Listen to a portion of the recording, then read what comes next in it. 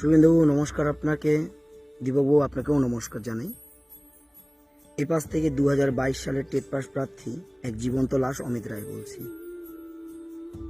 2022 সালে TET pass করার পর শুধুমাত্র শিক্ষক হওয়ার দৌড়ে এগিয়ে গিয়ে এখনো বেকার হয়ে রয়েছে। 4 বছর ধরে একটা নিয়োগ কিভাবে ঝুলে থাকতে পারে বলতে পারেন একবার? এটা কি শুধুই পরীক্ষা নাকি পঞ্চবার্ষিকী পরিকল্পনা? অনেক আন্দোলন করেছি পূর্বতন সরকারের আমলে।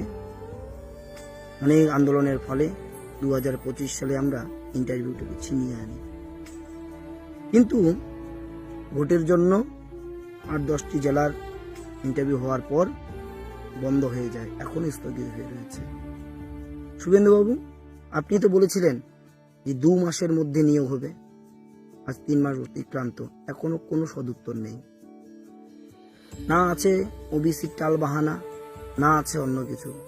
তবে কেন শুরু করছেন না আপনারা? এই বেকারত্বের জ্বালা কি আজীবন বুঝে বেড়াতে হবে? দয়া করে শুভেন্দুবাবু, আপনার পায়ে পড়ি, এবার বেকারত্বের জ্বালা থেকে মুক্তি দিন।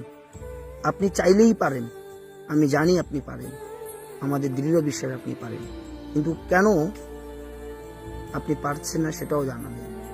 দয়া করে বেকারত্বের জ্বালা থেকে মুক্তি দিন। এই যে জীবন্ত লাশ হয়ে ঘুরে বেড়াচ্ছি, সেটা যাতে মুক্তি হয়। নমস্কার।